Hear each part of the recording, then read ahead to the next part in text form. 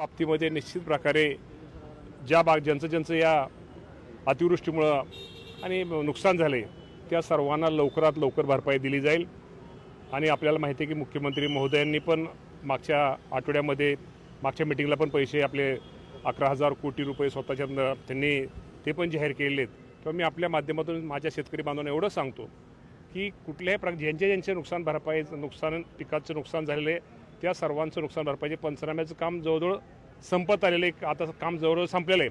त्या बाबतीमध्ये ताबडतोब त्यांना नुकसान भरपाई दिली जाईल। माती वाहून गेल्याचे प्रकार जास्त आहेत, अशा केसेस माती वाहून गेलेले ते सुद्धा आपण त्याचा पण समावेश केलेला आहे। त्यामुळे कुठलंही अतिवृष्टीमुळे जे काही नुकसान झालं, अतिवृष्टीमुळे माती वाहून गेलेली असेल, पशुधन वाहून गेलेलं असेल किंवा पिकांचं नुकसान झालं असेल, फळबागाचं नुकसान झालेलं, जे काय बारीक शेतामध्ये जे घर आहे त्या घरामध्ये पाणी गेलेलं असेल किंवा घर मोडकळीस आलं असेल, जे नुकसान झाले राज्य सरकारच्या वतीनं या राज्याचे मुख्यमंत्री देवेंद्र फडणवीस साहेब, एकनाथ शिंदे साहेब, अजितदादा पवार साहेब यांनी जे या राज्यातील माझ्या शेतकरी बांधवांना जे आश्वासित केले ते संपूर्ण त्यांना जे आश्वासित केलेली संपूर्ण रक्कम ही माझ्या शेतकऱ्यांना बांधवांना येणाऱ्या 8-10 दिवसामध्ये संपूर्ण रक्कम दिली जाईल। उद्धव ठाकरे 4 दिवस मराठवाड्याच्या दौऱ्यावर जाणार आहेत, शेतकऱ्यांशी संवाद साधणार आहेत, मदत मिळाली नाही का या संदर्भात माहिती घेणार आहेत।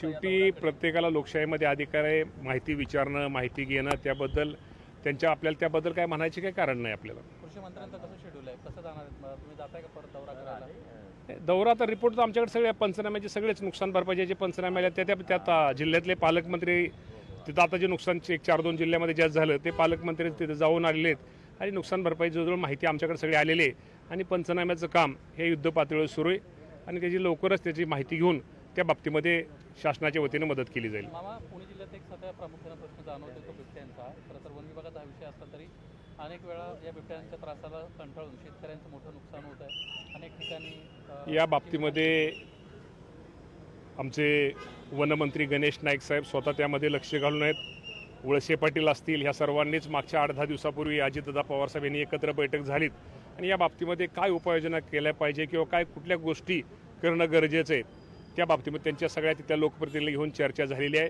आणि निश्चित प्रकारे पुणे जिल्ह्यात असू द्या किंवा महाराष्ट्रात असू द्या या बाबतीमध्ये निश्चित प्रकारे योग्य तो निर्णय हा कायद्याच्या सुटसुटीत बसून घेतला जाईल। कर्जमाफीसाठी जून महिना सांगितलेला आहे, परंतु अनेक शेतकऱ्यांना म्हणणं आहे की कधीकधी पिकं देखील आहेत ती देखील घ्यायची आहेत आणि त्यानंतर अनेक कामं आहेत, त्यासाठी कर्जमाफी कुठेतरी लवकरात लवकर आहे ती करणं। शेतकऱ्यांची मागणी रास्त आहे, परंतु कुठल्या आपल्या सगळ्यांना माहिती आहे जी कमिटी आपण जी नेमलेली त्या कमिटीचा अहवाल हा आपल्याला साधारणतः मला वाटतं एप्रिल महिन्यामध्ये तो आपण त्यांना एप्रिल महिन्याचा एक पहिला आठवडा दिलेला आहे।